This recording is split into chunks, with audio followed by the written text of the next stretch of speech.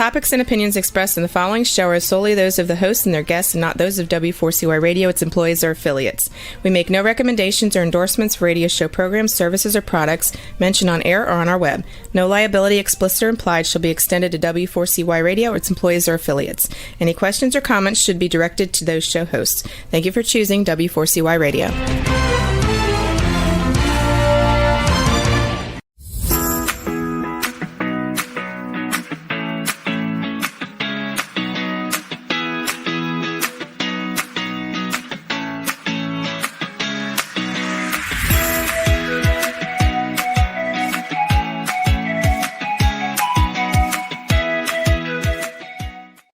Hi, welcome to Learning to Dance in the Rain. I'm Shelby Wagner, host of the show, and the show is based on my book, Learning to Dance in the Rain. And my guest today is Jerry Wright, dance teacher and author of several books. And I welcome you back, Jerry. We've had a good time talking last time. I thought we'd try it again. Yes, we did. Jerry, how long have you been teaching dance? More than 60 years. And wow, more than 60 years. Yeah. And how long have you been dancing? More than 75 years. I'm I'm an old guy. Well, why did you start? What inspired you to start dancing? Well, when I was a young guy, I just liked dance. Music inspired me, and I danced all the time through grade school and high school, school dances and programs and things. And I just told my parents that I wanted to learn how to dance like with Arthur Murray Studio or something. Oh, and so how you became an Arthur Murray teacher, I understand. Well, eventually I did. I actually started teaching when I was a teenager. Mm-hmm. It was after I'd taken classes at Arthur Murray Studio for a couple of months. I told him I wanted to be a teacher, and because it was expensive to take lessons, and if you signed up to be a teacher, they trained you, and you didn't get paid for being trained, but you didn't have to pay to have that happen. Uh-huh. So good reason. Yeah, and that just one thing led to the other, and before I knew it, I was a dance teacher. And so that was 61 years ago, really? Oh, that was probably more? the 70 years ago, because I was a teenager. Oh, wow. See, I'm an old guy. You're an old guy. I believe you told me you were 70. You've celebrated your 70th birthday how many times? Okay. In How did July, that go? in July, Mm-hmm. I will celebrate the 18th anniversary of my 71st birthday. Okay, that was what I was trying to remember. Boy, I goofed on that one. Well, you gotta have a little mathematics involved. So the 18th, say that again now. 18th anniversary of my 18th. 71st birthday. That comes out to 89. Okay, so, well, you've been dancing a long time. No wonder you're so good at it. You're good at it too, Shelby. Oh, why, thank you. Shelby's one of my students. And where is it that you teach and that we have to go? Let's tell. Well, right now, over a year ago, I went to the Commission on Aging and asked if they needed to have a ballroom dance class, and that I would be willing to make my services available if they needed something like that. And they said, oh, that would work in perfect with all their programs they have. Mm-hmm. So we came to a contractual agreement, mm-hmm. and the seniors. I teach seniors how to dance. They have to be 60 or over and members of the COA. Those are the only requirements. Mm-hmm. Only requirements, right? So that I saw in the paper that you were going to be teaching ballroom dancing at the COA in Three Rivers. It's on Broadway Street, Three Rivers, Michigan. And I had always wanted to take ballroom dancing. So I said, but I never had a partner. My husband didn't want to dance, and of course, I never thought about teaching dancing. It was just too expensive to go to Arthur Murray's back in those days. I thought. You made a comment. It's typical that generally it's the women that like to dance. Mhm. Men they have to be sometimes handcuffed or tied up and drugged to the dance studio. But usually once the men find out how much fun it is and how much exercise it is, and it's such a good pastime, healthy for you and fun. We've made several new friends since since I started taking the ballroom dances. I consider all of the members of the class friends of mine now. And funny, we were almost all strangers except for Carol I had known before. So, but you mentioned once in class ballroom dance. When you say that word, it might scare some people or something. What really? Okay, well, let me help you out here. Help me out. Yeah. I think that a ballroom dancing sounds sophisticated. Okay. And it sounds kind of stiff, maybe. Mm-hmm. And ballroom dancing can be stiff. I don't know if anybody in the audience or if you have seen the just right. dance contest, the really top professional dancers. Mm-hmm. And that's through the National Association of Dance Studios and whatever. But that is the typical reaction to people. They say, "Oh, man, ballroom dancing kind of stiff," but there are so many different kind of dances, from the tango and the rumba and the samba and waltz, and then you get more in American style foxtrot.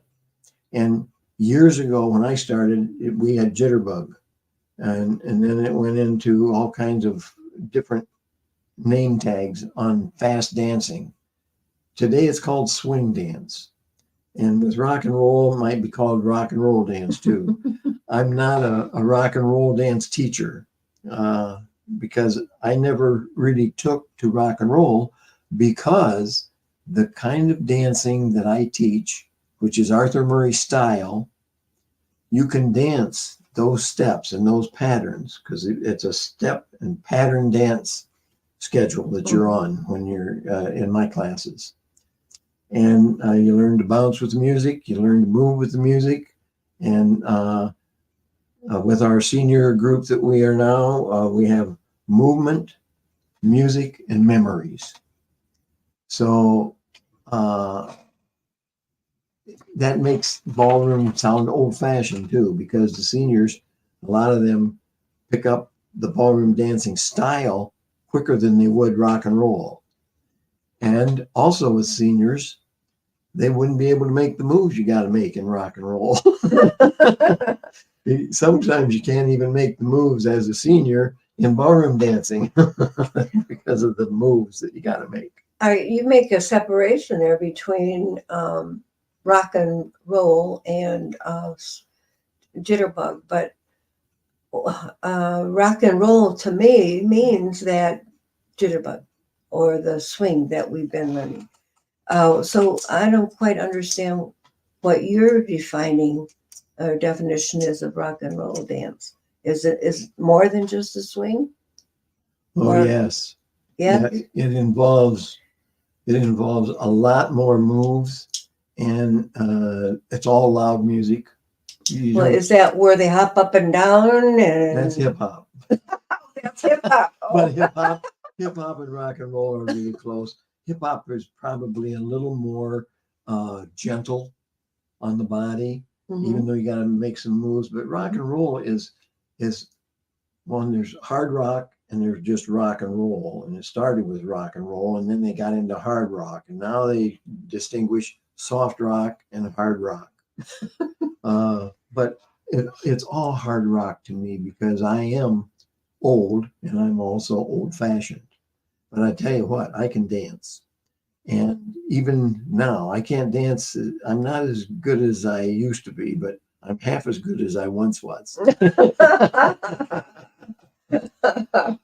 Well, I think you're very, very good there. What's your favorite dance style? Tango. I like to do the tango, and I don't know.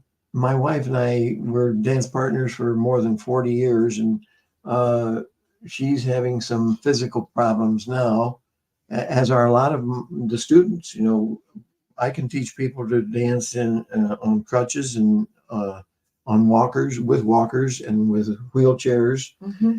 And when you deal with seniors, and including myself, it's only a half-hour lesson, as you know. And during that half hour, after about 15 minutes, a number of seniors in the class have to sit down and rest before they continue on with what they're doing. Yeah, I have to do that too. Yes. Sometimes. But it's a fun thing for seniors because it gives them the movement, the music, and the memories, and learning to dance, and learning to dance in the rain, which is the title of your book. Mm-hmm. But learning to dance not just in the rain, there's a little more significance with your title of Dancing in the Rain, because that ties it in with life. Mm-hmm. But that's the thing about dancing, is it is life. You're alive with music, and you've got a partner, or you can dance ballroom dancing. It's because it's pattern dancing. You can learn the patterns, and when you learn the patterns, you have to practice like school figures. But I still practice my dance class, my dance moves, because I have to show both men and women's parts. So I have to be able to dance the woman's part to demonstrate it, and I have to do the man's part to demonstrate. Mm-hmm. There's one rule, in my opinion, for dancing. The man has to be the leader, and the woman has to be the follower, because there's only one leader. You can't have both people trying to lead where you're going to go next and what pattern you're going to do. So the man has to learn how to lead, and the woman has to learn how to follow. Now compare that to marriage. So I'm not going to go there. But in ballroom dancing, that's one of those things you have to learn. But it makes it comfortable, and it makes it easy to do. And Shelby and Rick are a pair. They are a good dance couple. You guys are top of the heap for dancing, and it's fun to work with all the different people and all the different genres of music and all the different ages of people. I've taught from children to teenagers to middle age to old folks and senior citizens. And I even have taught handicapped students classes for a number of years. So in fact, it was teach a kid, give the kid a chance to dance. Give a kid a chance to dance. And it was all handicapped kids in the class. Mm-hmm. And that was one of the most inspirational classes, having those kids dance. Mm-hmm. Mm-hmm.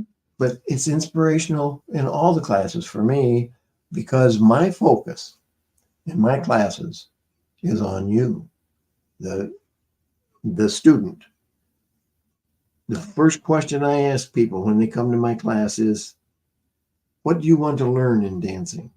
What do you want to concentrate on? What is your goal? And then I make notes of that, either mentally or on paper. Mm-hmm. And we go from there. Mm-hmm. Mm-hmm. Very good. So you design your lesson based on what the student wants. I do. Mm-hmm. And I not only design the lesson, but I go through every lesson plan ahead of time. So I know what I'm going to teach them. and it's focused or based on what they want to learn. So the problem with teaching more than I am right now is a day of teaching dancing is a day's work, because you have to learn what you're going to teach to each different class, because private dance lessons are more involved in a group. Right, right. So you were quite excited about an article in the Reader's Digest for March. Would you like to tell us a little bit about that article? Why were you excited about it? I have the copy of the March issue here. Yeah, I think it's March, April. March, April. Okay. Of 2024. Okay. Reader's And then you open it up, and there's what does it say? Let's dance. Let's dance. Let me read that subheading too. Okay. It's good for your body and even your brain. So. And your soul, it says too. And your soul. Okay. So tell us about that. All right. The author really, it was almost like she was picking my brain, because everything in that article, it's a great article. And if you want to read it, even if you're not a dancer, it's a great article because it tells about life. Mind, body, and soul are all three benefits of dancing. And it's not strictly based on ballroom dancing. Mm-hmm. Ballroom dancing is pattern dancing to me. So, but there's any kind of dance, show dancing, tap dancing, ballet dancing. It's a healthy sport and pastime. And her article is almost word for word in some cases of my philosophy of dance. And I just love the article, and I encourage people to go to the newsstand and buy the March, April 2024 issue. This happens to be the large print edition. Mm-hmm. I wonder why. I really like that. Can you see it? Because I can see it better too.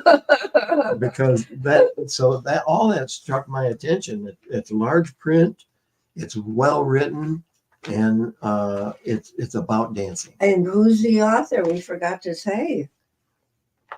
Well, the last name I'm struggling with the pronunciation, but it's Claire Siboney, and it could be Siboney, but that's the way it's spelled. That's the way it's spelled. Sibonney.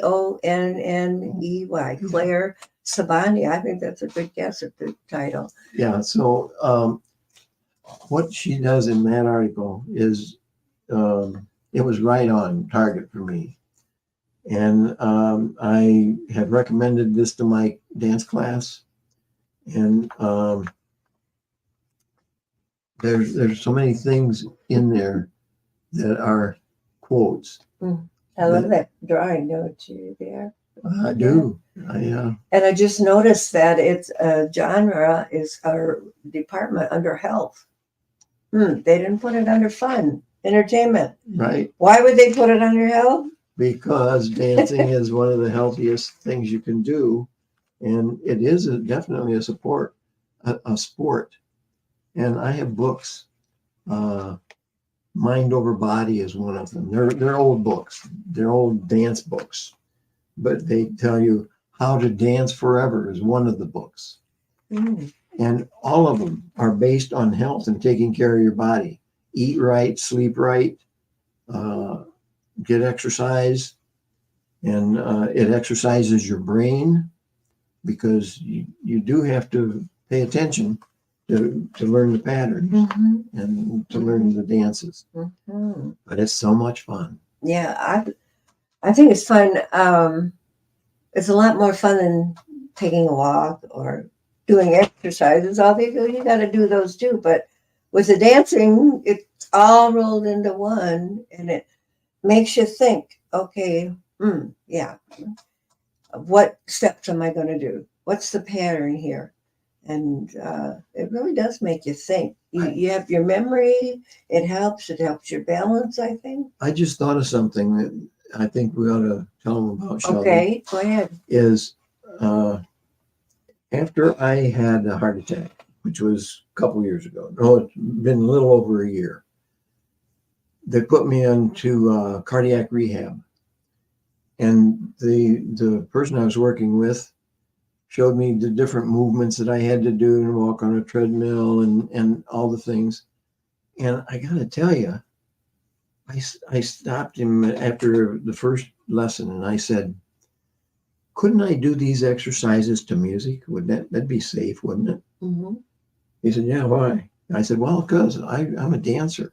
And these exercises are very much in line with exercises that you can take to become a dancer. Mm-hmm. So I finished out my cardiac rehab by dancing the exercises to my music. Mm-hmm. And it's so close to dancing, rehab, and exercising. Mm-hmm. So see, it's all health stuff. Right. How very healthy, right.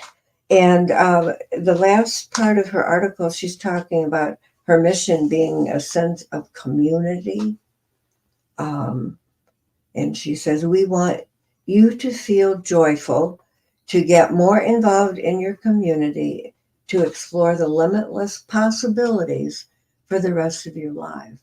Right? I think beautiful, isn't it beautiful? Mm-hmm, very, very good. So you said earlier that taking a class with the COA, that you've met a lot of new people, and I know a lot of the students from the class, you guys go out dancing to different places every week. Some of them go every week. which Guilty.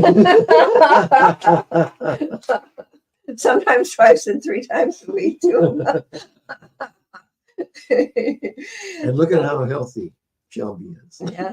Oh yeah, Shelby's really healthy. I had surgery on my, you can see on my neck. Had a vertebrae that was starting to press on my spinal cord. And if I had an accident that happened to affect my neck or that, I could have been paralyzed from the neck down. And so, yeah, they took one vertebrae out and the doctor called it a gate between the 2 that were remaining. I say to hold my head on because it kind of makes your head connected to your body, with the little vertebrae. You got a good head on your shoulder too. I don't know whether they've read your book or not, or your books. Dancing, learning to dance in the rain, and scams. 150. Put the S on there. Yeah. I don't see. I guess my body didn't. But we talked about those the last time I was on your podcast, and she can write. Oh, she can play the piano. She knows her music. She knows her dance. So a good source here. Yeah. Well, another thing got this going. We were invited to go to karaoke, and being a music teacher and singing teacher, I didn't really want to go to karaoke all the time because, there are good people singing and there are some that we'd rather they sat and enjoy. And after I had a nodule taken out of my lung about 8 years ago. And after that, my voice kind of like, Julie Andrews lost her voice in surgery on her neck or her voice or whatever. But I went from high soprano down to, I call it the basement. And so I had not sung very much, other than when I was directing choir or that. But getting into the karaoke, and I thought, well, I guess let me try it. So I got up there with another lady who was singing as crazy, and Patsy Cline, and it was very low. And I said, hey, let's sing this together. And so we did, and I got hooked on karaoke and singing it up 2 octaves lower than what I used to sing. So it's kind of interesting, but they like it. I don't understand, but Well, I didn't have to go through the nodule stuff mhm, that you did, but just aging alone plays havoc with the voice. mhm. And I used to sing a lot, and I have it's not my original saying, but sing as if no one can hear you, and keep on singing, even if it is karaoke. And of course, people can hear you at karaoke, but Mhm. there's some people at karaoke that they don't care about all that technical stuff. Yeah, It's the right, fun and the camaraderie and right. getting together with people.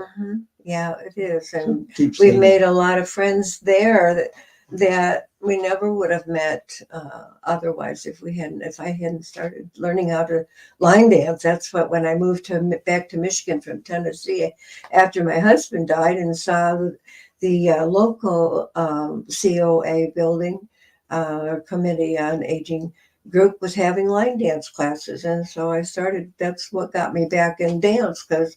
Oh yeah, I used to like to dance. When I was in seventh grade, I went to my first school dance, and ooh, this was fun. And I could do the jitterbug, and without even thinking about it, I watched them to do it, and oh my, that became my dance. I love the jitterbug. But I appreciated dancing the waltz. Rick and I one night they played about 4 waltzes at the seniors singles dance, and he You said, made "Well, it let's through do it." 4 And we did it. dances. Well, not all at once. I mean, Oh. it was over a period of about 3 hours. But yeah, Rick said we got to tell Jerry we just danced the waltz 4 times tonight. Tell them what it does to your legs. Oh, well, before the end of some of those songs, I had to sit down. It's a tough dance to do, but it's a beautiful dance. Yeah, yeah, Fun. and I haven't quite got that form yet that I see the real dancers doing, but at least we can do the steps and feel like hey, this is pretty good. we we went out to dinner about a month ago. I'll tell the story here to over in Coldwater, and the bandit, three bandits. Two I have bandits. 2 bandits or something. Anyway, it's a microbrewery, and the two guys that were there playing guitars and singing, and they were pretty good. So we were enjoying it. Well, you know what? There was not a dance floor, but it wasn't crowded, and we sat down, found a spot where there was some room. And we sat through and listened to them, but then they got to a rock and roll song. Do you think I can sit there when they're doing a rock and roll song? So Did you do the swing? we got up and we did the swing in this little place, not much bigger than where we're sitting here. You ought to see him. You ought to see him do the When swing. we sat down, they applauded everybody that was in there applauded us. And when we got done eating, this waitress says the cook enjoyed your dancing so much. He says sending you out a creme brulee for dessert. It reminded him of his grandparents. And Rick said to me, "Well, couldn't he have said his parents instead of?" Well, I guess we are what we are. And then, but that wasn't the only thing. We finished that up, and I said, "Well, can we have our bill?" And she said, "Well, the man at the bar liked your dancing too, and he paid for your meal." So, wow, thanks. Just that one dance, and they liked it so much. I don't know how many people out there in podcast land knows this, but Rick is totally blind. That's Shelby's partner. Yep. They're It's good. very interesting. They draw applause on the dance floor. Even a standing ovation one night. Sure. It was really, really fun. But yeah. So, well, Jerry, you're not only a dancer and dance teacher, but you are other things. And one of them I know about is being an author. So tell us about that a little bit. What got you into writing books? Oh, man. Because we have to go back to high school again. Oh, really? Yeah, I used to write stuff for English class, and different things, different class assignments. And I didn't get all A's. I was a terrible speller when I was at elementary school. But writing brought me around when I had to write assignments for school and all.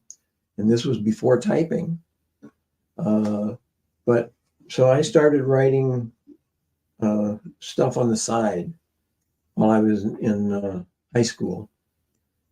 And soon after, while I was in high school, either when I was still in high school, a senior, or maybe it was a couple of years after I was out of school, I don't remember. I wrote a musical called Sweet Georgia Brown. And it was a musical play. Oh. And the school, I directed it, wrote it, directed it, and produced it. Wow.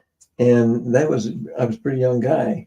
And as I look back on that, Sweet Georgia Brown, I could see a lot of things I could have done different. But I wasn't old enough, and I didn't have the experience and the knowledge of writing. But I still had that enjoyment and success with that. And then I went on to write freelance books. It was so long ago, I had to write down some of the titles here. That's not the list, though. Oh, this was what I was starting to write down when we were getting ready here. But I did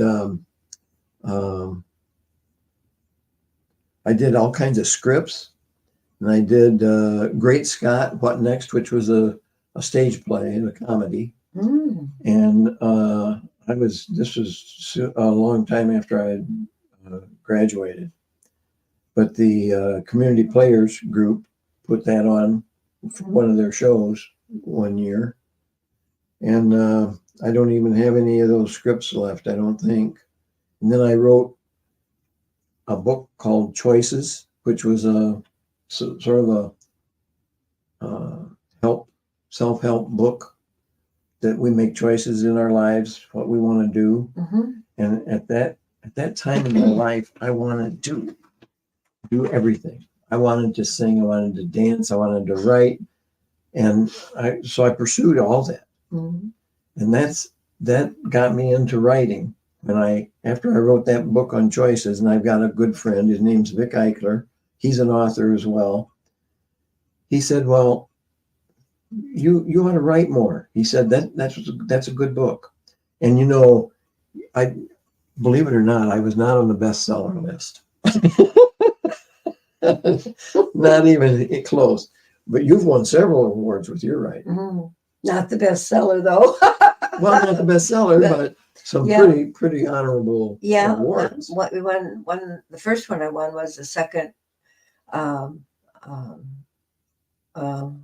can't think right now. Living Now, by I can't even remember the whole group, but Living Now, and it was relationships and marriage, and I was so surprised because it's about grieving, as you can see, surviving grief, internet dating, and romance scams. So here I was winning second place, silver medal in this Living Now contest. And I was so, wow, was I ever excited about that. I mean, I used to joke and says, well, I was married for 50 years. I guess they thought I knew a little bit about being married. And putting it on paper is the important part of that. I mean, to write, it's not an easy thing to write a book. And it's also not easy to remember all those things until people ask you about this or that. The most successful writing I ever did spanned 20 years. And I wrote the Three Rivers Historical Scrapbook, volumes 1 through 5. And each one spanned so many years of actual happening in my hometown of Three Rivers, Michigan. Three Rivers, Michigan. Yeah, I'm from the University of Michigan. No, I didn't go to University of Michigan. That's one of my favorite teams. and Michigan State is one of my favorite teams. So I like them all. Mm-hmm. But I like all these things, music and dancing and writing. Mm-hmm. And those historical scrapbooks, like I said, that spanned 20 years, meaning that I worked on those books for 20 years.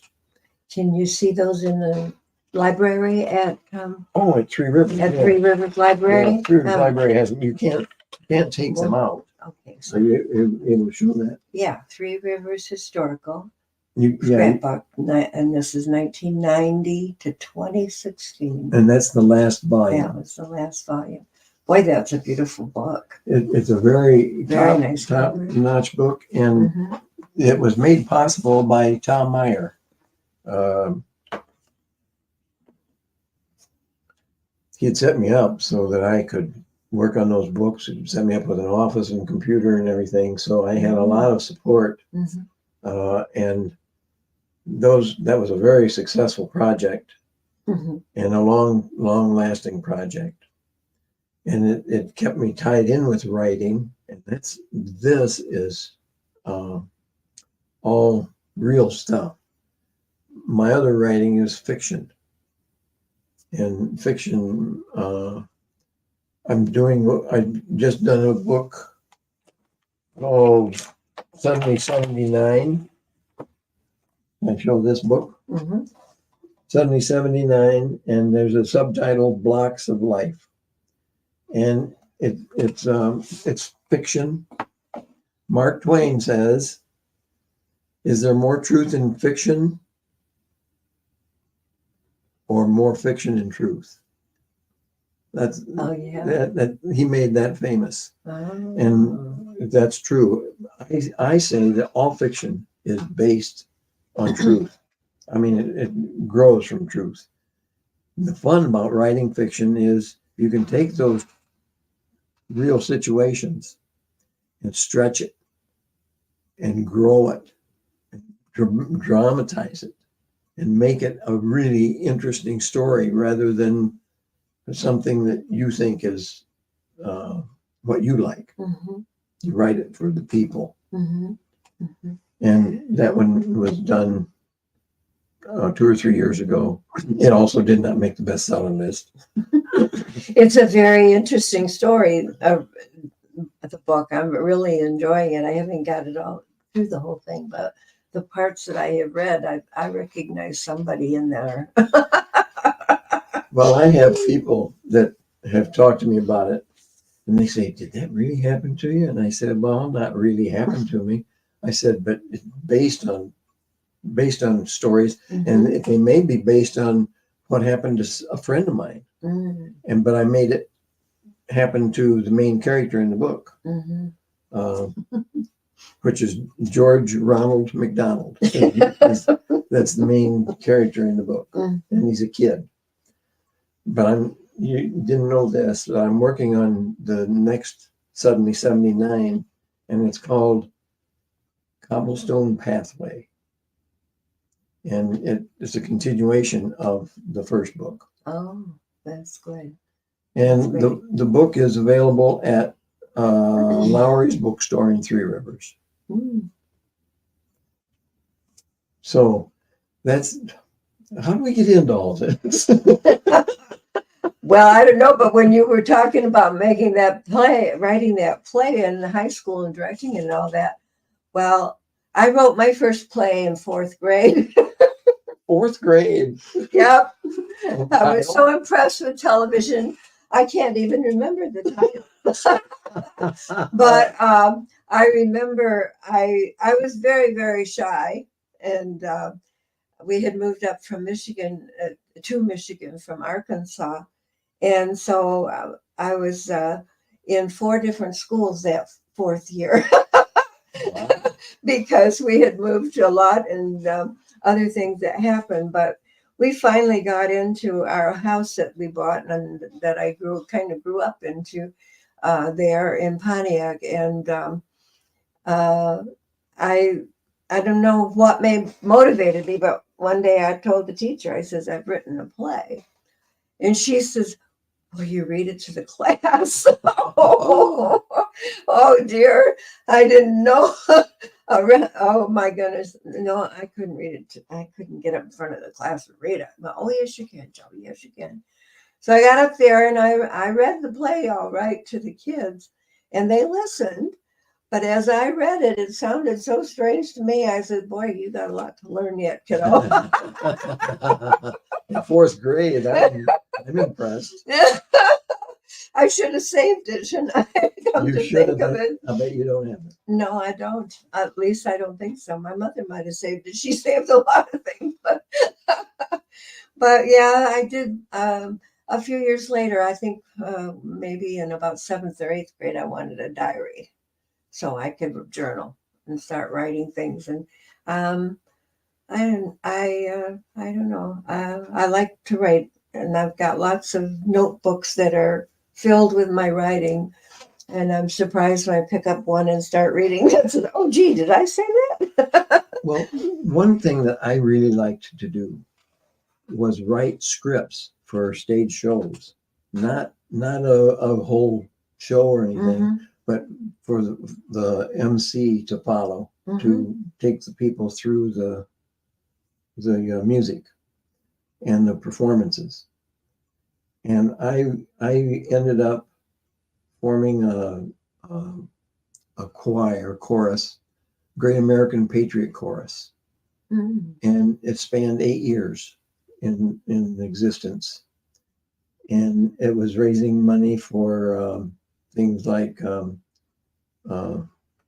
memory, the military, American Legion, and things that stem from that. And I ended up writing all those scripts for that and directing the chorus. And that was a wonderful time. Couldn't sustain it after 8 years. It was, but we had as many as 80 people in the chorus. Wow. Jeff Kiefer was the musician. Do you know Jeff Kiefer? He's from Three Rivers. He's got his own studio, Kiefer Music. Well, I do have a play, a screenplay that I wrote based on my learning to dance in the rain. I had some interest from producers that wanted, thought the story was good, but that there wasn't enough there. So I have written a screenplay. We're working on it. Good for you.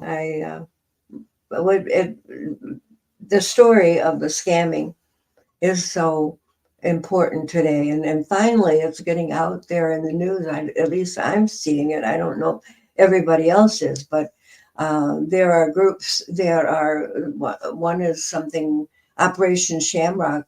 I read about on LinkedIn, and this deputy county prosecutor from Santa Clara County in California has been given the job of going around and getting this, learning as much about, in their case, it's the cybercrime. It was called pig butchering. And so they're really getting it out there because it's by organized crime syndicates have taken over, and they're kidnapping people, making them go, promising a job. This one young man was promised a good job as a financial person, and it was in Southeast Asia, and he was so excited. But when he got there, he found out he was kidnapped and had to do what they said. And what they said was making these calls, starting out with romance scam, and a lot of them, or investment, depending on whatever person they're talking to. But it always leads to investing your money in a fake company. And what did you say? Cyber currency crime or cyber crime. Okay. In fact, I'm going to do an interview with the Cyber Crime magazine online at the end of this month. So I'm quite excited about that. Yeah, good for you. Trying to get the information out about that too. My book, of course, was in romance scams, and it was written first in 2018. So back then I didn't have any support. I mean, Well, I went to the state police to report it, and they, well, you've been scammed, and we're sorry, you won't get your money back. There's not anything we can do, but blah blah blah. And I felt like a fool, and I still do when I think about it. But you go on, and the same that could have gone further, and later on it did, because I invested some money to get maybe to help me pay the debts I had incurred marketing my book, And so then I got involved with that, and it was another scam that I got into, and now it's called pig butchering. And when I first heard that word, I thought, oh, gee, it's nothing like making me really feel bad, But when you think about it, it's very much explains what's going on, because it starts out flattering you and fattening you, encouraging you and all of this, so you trust them, and then you put your money in, and then all of a sudden you find out they're really good at it. They make you you get statements and all this. It shows that your money has grown or doubled, in a short time, and then some people have lost their homes and everything that they've owned to this cyber crime.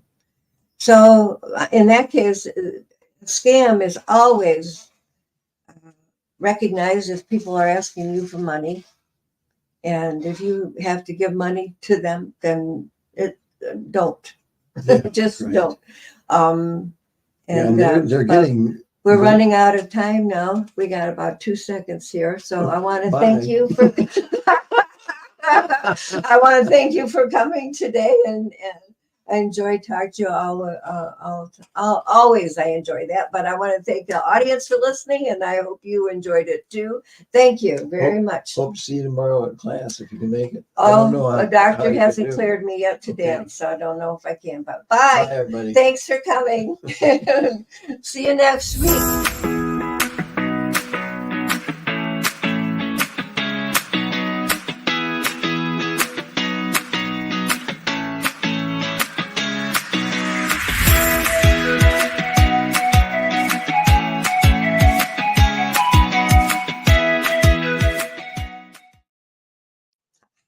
Now we can talk.